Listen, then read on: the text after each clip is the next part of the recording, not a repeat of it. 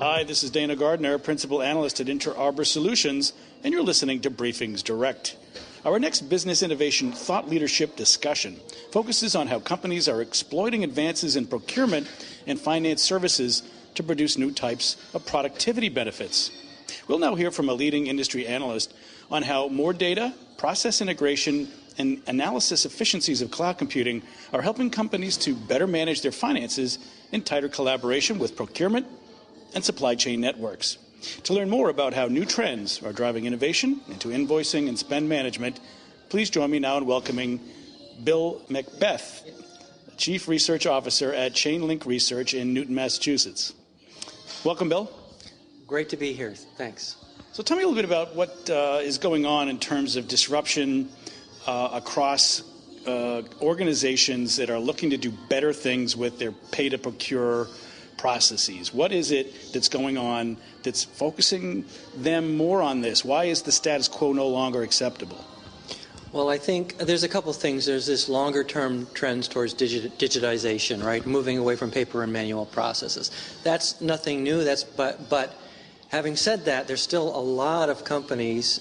When we do research, we always see this huge percentage of companies that are still either on paper or even more common is a mix, right? They've got some portion of their stuff on paper and another portion that's automated. So that's kind of foundational and still in the process.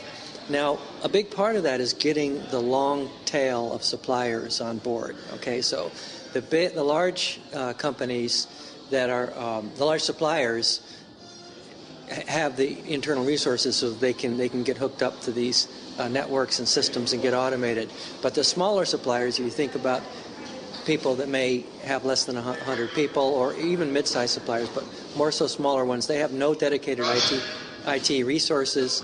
They may have very limited ability to do these things. So that's where the challenge is, and that's where we see some of the innovations in helping lower the barriers for them and helping, for example, get a company that's trying to automate all of their invoices or other things that can take in a mix of paper, fax, email, and EDI documents, and then gradually move that customer base over to some sort of automation, whether it's through a portal or starting to directly integrate their systems. So that ability to get that long tail into so that everything comes in digitally ultimately, that's one of the things we're seeing.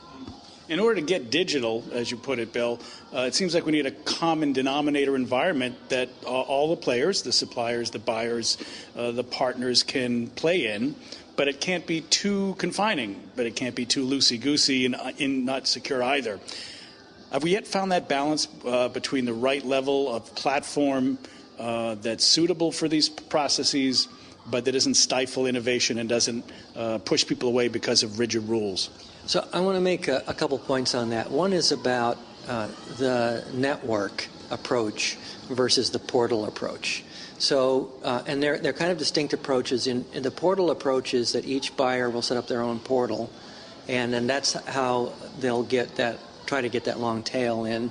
But the problem for the suppliers, if they have dozens or hundreds of customers, is they now have dozens or hundreds of portals to deal with, right? So the network supposed to solve that problem, where you'll get a network of buyers and suppliers, and now if you've got a supplier who has multiple buyers on the network, they just have to integrate once to the network. That is the theory. The problem, and it helps, but the problem is there are also lots of networks. So no one has yet sort of cracked the nut yet on from the supplier's point of view of how not to deal with all these multiple technologies, although there are a couple companies out there that are trying to build this sort of supplier capability to just integrate once into one sort of network and then goes out and gets all the other networks, right? So people are trying to solve that problem. And we've seen this before with Salesforce, for example, with having an environment to develop on, trying to provide services that people would use in the CRM space, for example. We just saw this week that Tradeshift has come out with an App Store. Is this what you're getting at? And do you think that App Store model with a development element to it is an important step in the right direction? Yeah, so as I mentioned, there were kind of 2 points. So the network point was 1 point, and the second one is exactly what you're talking about, which is that you may have a network, but it's still constrained to just that solution provider's functionality. And sort of Force.com or Tradeshift approach is a different approach. It's not just a set of APIs to integrate to their application. It's really a full sort of development kit so that you can build applications on top of that. And there's a bit of a fuzzy line there, but there are definitely things you can point to, sort of the depth. Are there enough APIs that you can write an application from scratch? That's question number one. Does that include UI integration? That would be the second question I'd ask, so that when you develop using their UI APIs and UI guidelines, that it actually looks as fully integrated as if it was one application. So those are a couple of the differences that will help.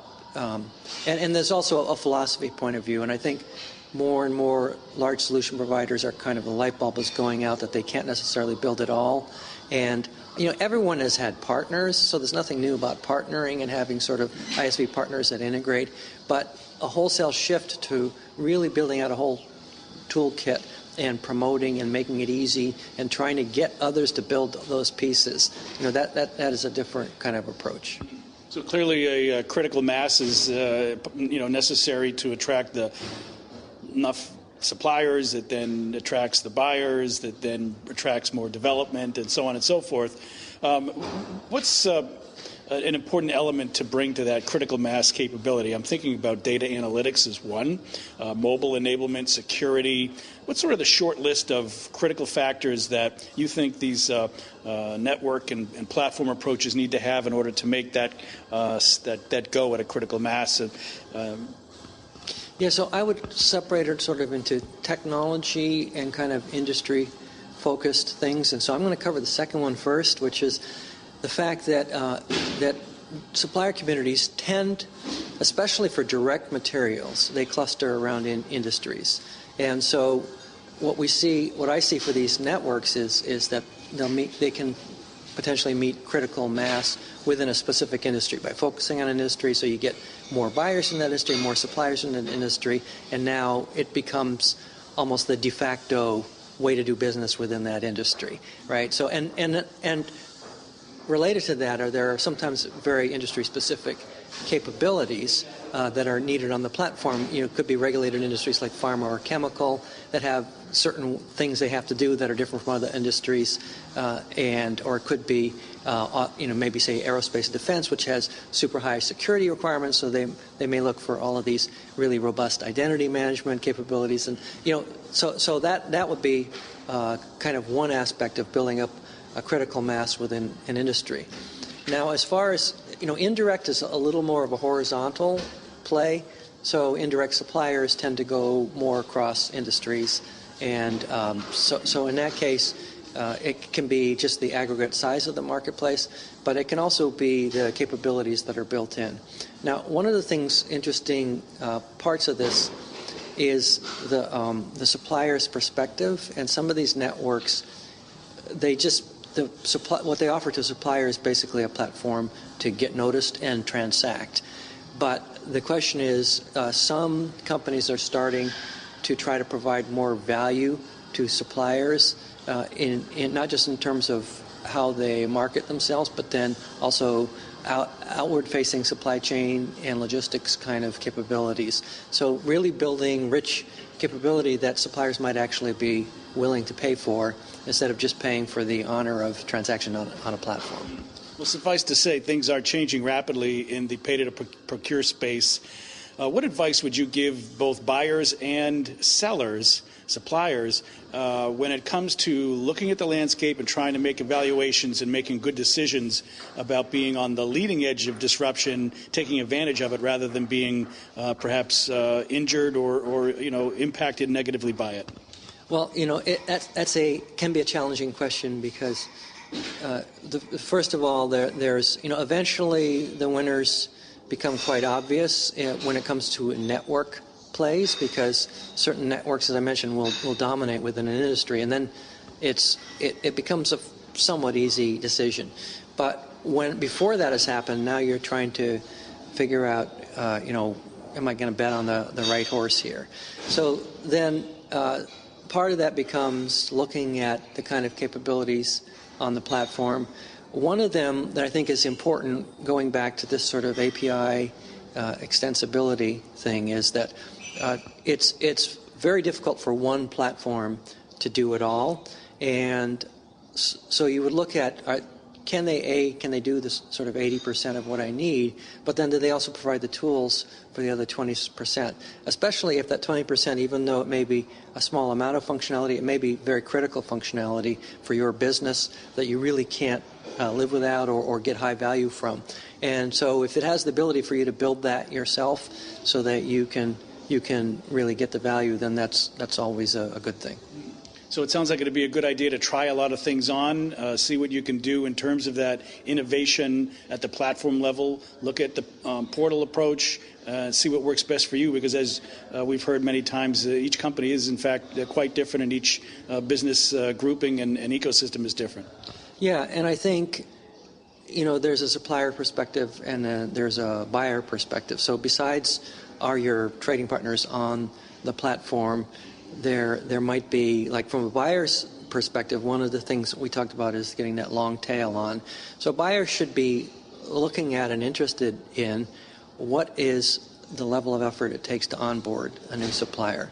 How automated can that be? And how attractive is it to the supplier? Because you can ask or request or tell your suppliers to get on board, but if it's really hard to do, if it's expensive for them, if it takes a lot of time, then it's going to be like pulling teeth. Whereas if there's benefits for the suppliers and it's easy to do and it's actually helping them, then this becomes much easier to get that long tail of suppliers on board.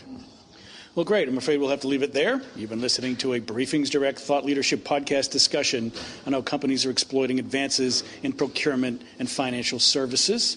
And we've heard how technology innovators and new services such as cloud suppliers like Tradeshift are translating these into business impacts. So please join me in thanking our guest. We've been here with Bill Macbeth. He's the Chief Research Officer at ChainLink Research in Newton, Massachusetts. Thank you, Bill. Thanks a lot. And a big thank you to our audience as well for joining this Tradeshift-sponsored Business Innovation Thought Leadership discussion. I'm Dana Gardner, Principal Analyst at Inter Arbor Solutions, your host and moderator. Thanks again for listening, and come back next time.